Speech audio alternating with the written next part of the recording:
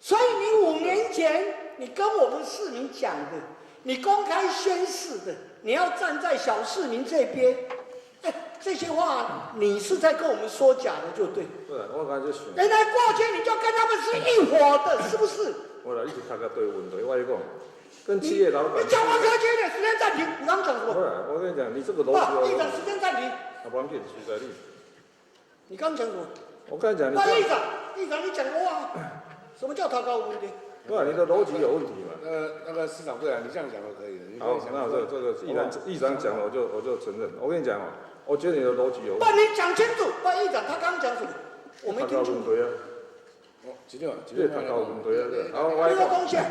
我讲哦，大家你还免乱嘛？大家拢来，我讲。这样要乱吗？你跟这些财团密会，拜托。多次在。可是啊，你昨天晚上蛮忙的嘛啊，你又去跑脱了，你去跑你的私人行程，你要去密会财团，跟他们交欢、喝酒、吃饭，我真不懂啊。可是啊，过去你标榜公开透明、公平正义，找回良心，结果，嘿，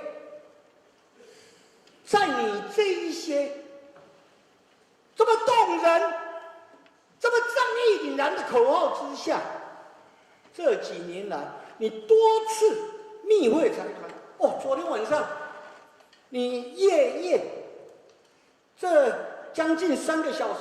这些公司都大有来头哎，从人寿、金控、建设、食品、水泥、百货到饮料通路商，一应俱全呐、想得到的，国内各行各业，这些都是龙头哦。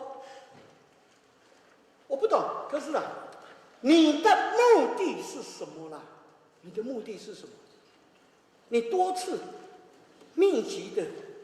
跟这些财团企业主的老板，跟他们交心，把酒言欢。他们不是普通市民呢。那当有一天，这些财团的利益跟我们市民、跟我们市府冲突的时候，那你要站在哪一边？你要站在哪一边呢？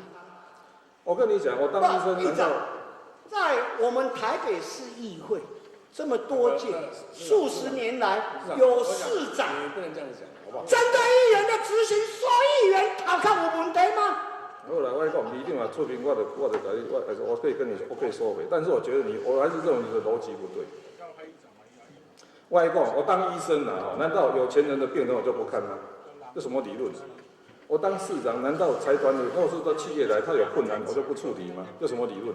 科长，那你就坦白讲嘛，你就坦白你是跟这些财团，你要当他们私人医生。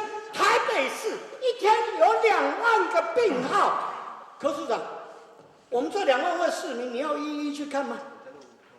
我来讲哦，你要一一去看吗？昨天隔壁的张大婶，前天楼上的陈公公生病，你要去看吗？我们选你来当市长，不是让你继续在这里当医生的。你去密会复帮，你说你是去帮他看病，那我请问啊，昨天这44位大老板都有病吗？你是去帮这14位金控、建设公司、人寿公司的老板看病吗？就是我讲，你又误解我的话。